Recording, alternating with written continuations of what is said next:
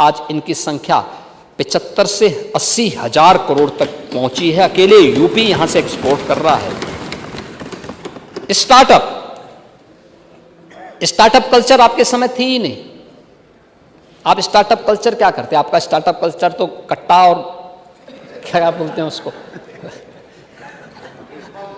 कट्टा बम। वो तो बड़ी इंडस्ट्री हो गई थी।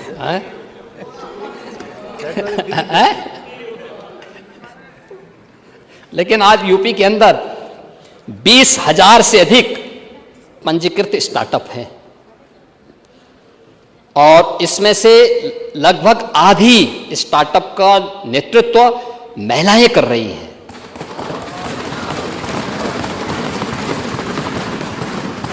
और जो नेशनल स्टार्टअप रैंकिंग है उसमें यूपी टॉप परफॉर्मर स्टेट के रूप में उत्तर प्रदेश ने स्थान प्राप्त किया है।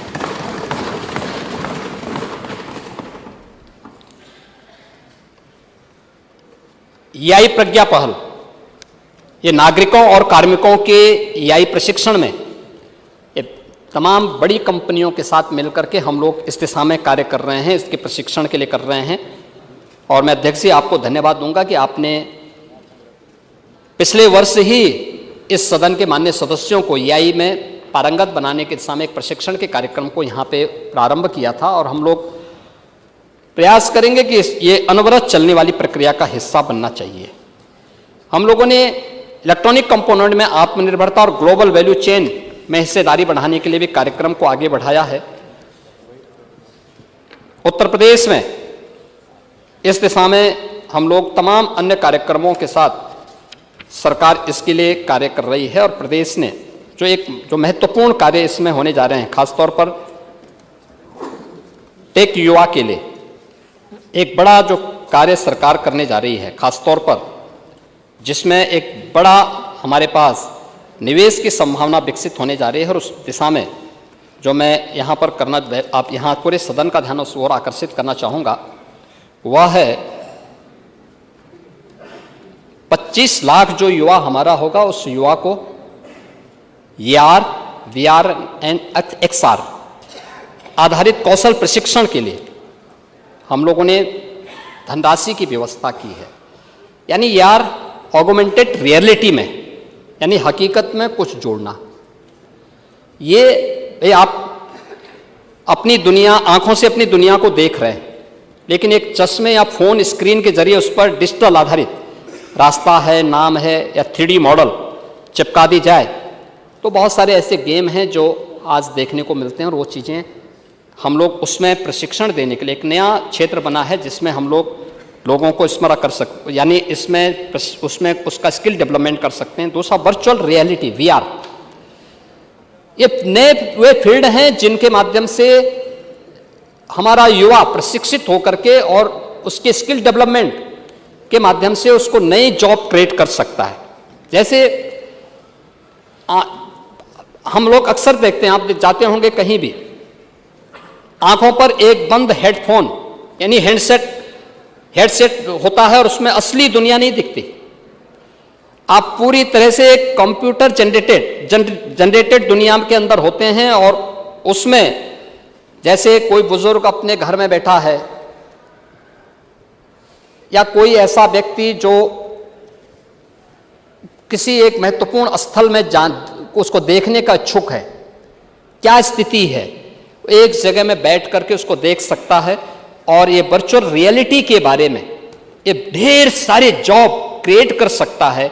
सरकार इसके लिए भी 100 करोड़ रुपए का प्रावधान हम लोगों ने इस व्यवस्था के लिए की है। और XR यानी हकीकत और डिजिटल का मिलन, यानी AR से एक कदम आगे और इसके डिजिटल ऑब्जेक्टिव्स, इन सब को हवा में तैरते हुए नहीं बल्कि वास्तविक मेज पर हम इसको आगे बढ़ा सकते हैं। इन चीज़ों को लेकर के एक नए कार्यक्रम को लेकर के सरकार आगे बढ़ने जा रही है और ये बड़े, यानी टूरिज्म के सेक्टर में और अलग अलग सेक्टर में इसमें बहुत सारी संभावनाओं को हम आगे बढ़ा सकते हैं। और सरकार ने इस दिशा में एक नए कार्यक्रम को मजबूती के साथ आगे बढ़ाने का निर्णय लिया है और सरकार इसमें अपना पूरा सहयोग कर रही है। और इसको जो है बजट में भी हम लोगों ने पहली बार उत्तर प्रदेश के बजट में इसके लिए धनराशि की व्यवस्था भी हम लोगों ने यहाँ की है।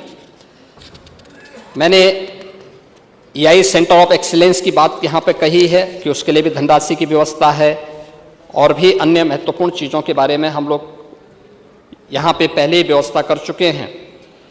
लखनऊ और गौतम बुद्ध नगर में यू हब यानी प्लग एंड प्ले इंक्यूबेशन एवं इनोवेशन के लिए धनराशि की व्यवस्था की गई है।